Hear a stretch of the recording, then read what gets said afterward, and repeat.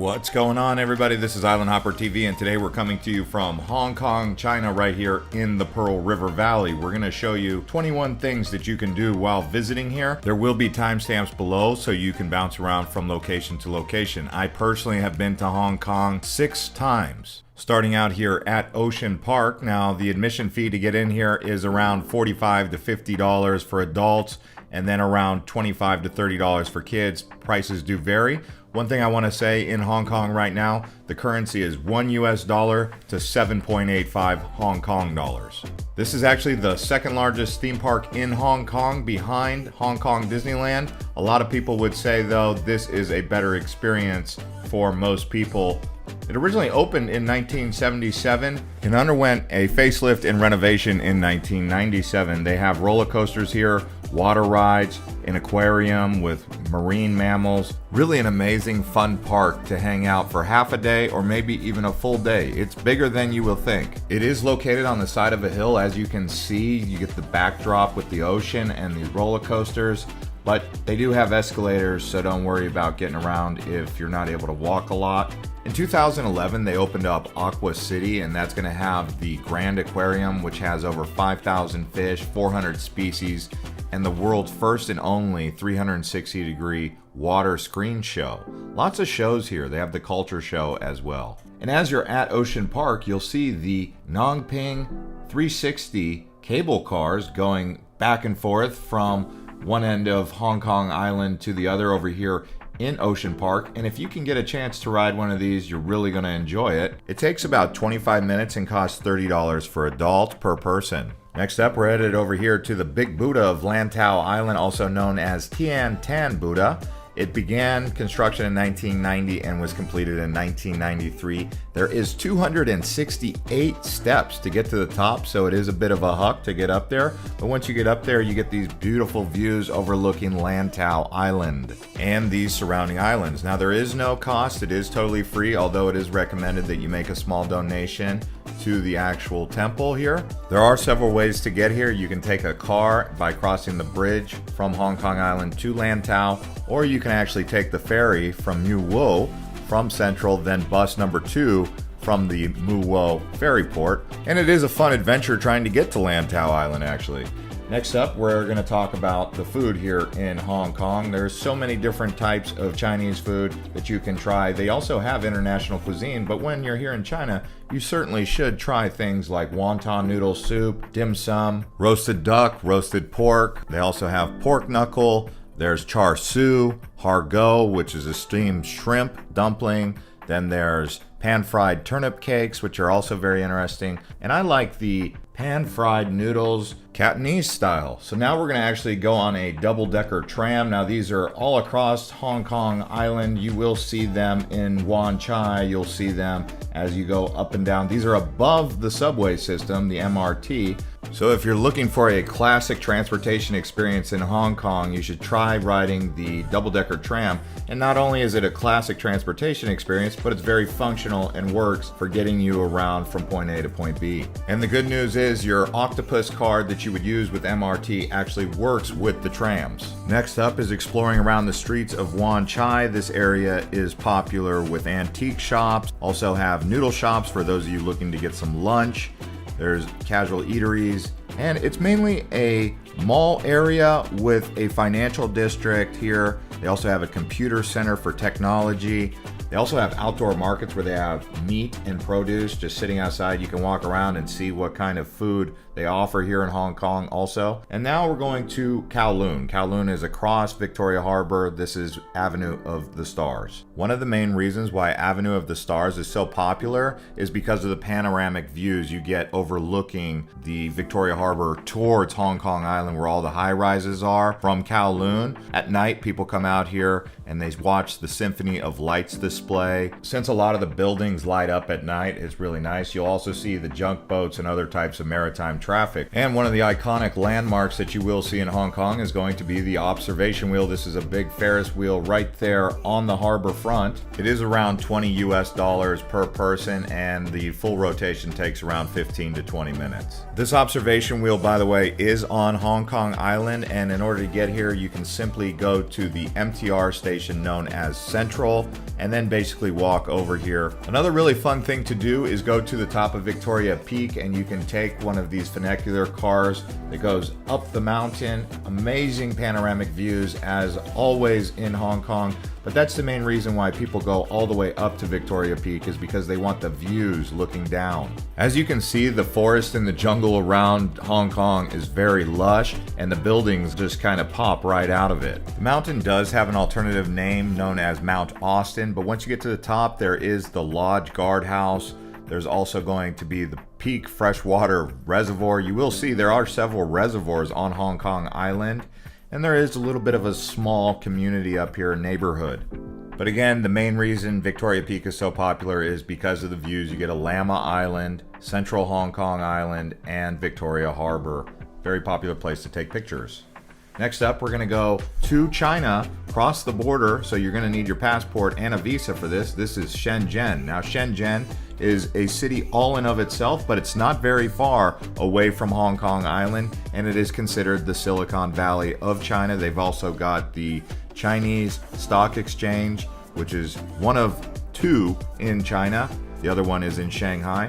But yes, Shenzhen, a very amazing city that has basically been a boomtown city for the last 30 to 40 years. It went from a small fishing village to what it is today. The fastest way to get from Hong Kong to Shenzhen is by high-speed train. It takes around 20 minutes, and they have frequent departures daily. You can typically get this from the MTR subway station, where you arrive at 3 different ports where you will need to process immigration. Now, back in Hong Kong, we're going to talk about the hop-on, hop-off bus. This is a great way to get around Hong Kong Island and see some of the sights, especially if this is your first time here. Tickets usually range anywhere between $45 all the way up to $65, depending on time of year and the bus company you go with. Sitting on the top of that double-decker bus, just looking up at all the high-rises around, is quite the amazing experience. Something that I always do when I go to Hong Kong is always visit Macau. They call it East Las Vegas. You can take the fast ferry.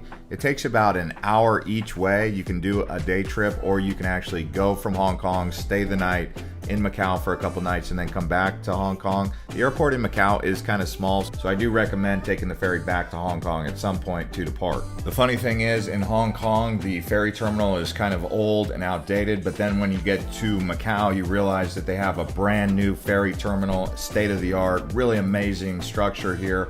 You do process immigration, so be aware of that. Which leads us to our next thing to do, which is actually explore Macau. Now, Macau is an SAR, that's a special autonomous region of China. So you don't necessarily need a visa to explore here, but when you get here, you can explore Cotai as well as the old Portuguese fort and the old area. Cotai is basically 2 islands that have merged together and created a Las Vegas Strip kind of experience, and you'll see many of the same hotels they have in Vegas also here, but they're a lot newer and more modern. Hotels like the Venetian, the MGM, also the Wynn, but then they have the Galaxy and several other hotels that are unique to Macau. The Cotai Strip is walkable, although it's not recommended. They do have a brand new tram, or you can get around by other forms of transportation like a bus. Speaking of transportation, let's go back to Hong Kong and ride the MTR. This is the Mass Transit Railway. It is considered the best mass transit system in the entire world. It has millions of passengers per day. It was originally completed in 1975, but still keeps adding on new stations as the Hong Kong metro area continues to grow in size. I really enjoy riding the MTR all over Hong Kong. Next up, we're gonna walk around a spice market. Now, walking around the spice market is interesting because you'll see so much variety and different things that you didn't even know are herbs or spices or Chinese medicines. So walking around something like this really is interesting. This one here is in Sim Sha Sui. There are many of these types of markets with these Chinese medicines that you can find across Hong Kong Island and Kowloon. So definitely just go around and see what's up. You'll see lots of mushrooms and funguses. Now let's talk about the electronic markets. This one here is in Wan Chai. They have several in Kowloon, but these are all around Hong Kong. Remember, China is the producer of many of the electronics that the world consumes. So going right here to Hong Kong to actually do some electronic shopping, you never know what kind of gadgets and gizmos you may come across walking around here. Lots of cameras and other computer related products. You'd be surprised how many products there actually is. It's like Best Buy on steroids. One of the main benefits of going to an electronics market like this is hopefully saving some money, whether you're trying to pick up a small drone or a camera that's an off-brand that might even be superior to the GoPro if you turn it on and use it, but you might save, over 50% on it. Now we're going to do another ferry ride. This time we're going to cross Victoria Harbor, the world famous Victoria Harbor. Everyone knows about this one. This actually goes from Hong Kong Island to Kowloon. It takes about 5 to 10 minutes. It is a bit choppy in the Victoria Harbor at times. You see lots of different maritime traffic and the famous junk boats. Those junk boats are the boats that have those red sails. And yeah, they're basically carrying junk or trash, but they look cool because they're an iconic symbol of Hong Kong. If you look at the pictures that you see, you'll see these red junk boat sails with the big skyline of Hong Kong. Now we're headed across the island of Hong Kong to Stanley Market. Now Stanley Market is a place that's going to have everything, including the spices, the electronics. It's also going to have clothing and textiles. Same thing here. You're hoping to save money by going shopping here. That's what made this place so famous. Although with inflation, it's hard to really tell if you're saving money anymore anyways. If you do venture over to Stanley Market, probably be ready to buy a lot of different things and fill up the suitcase. So you don't want to fill up the suitcase because when you go through immigration, you're going to have to pay that extra price for the luggage weight. So one of the things you can do is actually ship it. So try to find a post office box. There are quite a bit of them around here. Mostly people use DHL. So when you do some shopping here, make sure it's going to be worth the money to get these souvenirs.